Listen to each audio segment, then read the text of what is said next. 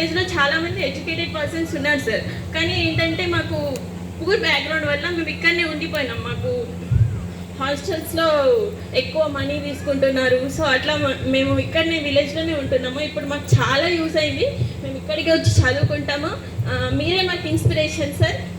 ఇంకేంటంటే నేను సార్ గారిని అరైవలై ప్రోగ్రాము లైక్ న్యూస్ క్లిప్స్లో అలా చూడటము, హెల్మెట్, గాంజారహిత స్టేట్ ఇట్లా చూడటమే ఇప్పుడు డైరెక్ట్గా చూస్తున్నా. నాకు చాలా హ్యాపీగా ఉంది. Thank you so much sir, మీరు మాకు లైబ్రరీ ఇచ్చినందుకు. అండ్ మన యంగ్ డైనమిక్ ఎస్పీ సార్ నేను ఎప్పుడు డైరెక్ట్గా చూడలేదు.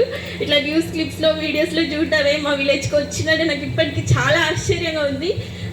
మా విలేజ్లో యూత్ చాలామంది చదువుకున్న వాళ్ళు ఉన్నారు, కానీ ఎవరికి జాబ్స్ అట్లా సిటీస్లో వెళ్ళలేదు, స్తోమత లేదు. సో ఇక్కడికే లైబ్రరీ వచ్చేసింది. Thank you so much sir, అదంతా మీ చదువు అని. Thank you madam, thank you so much.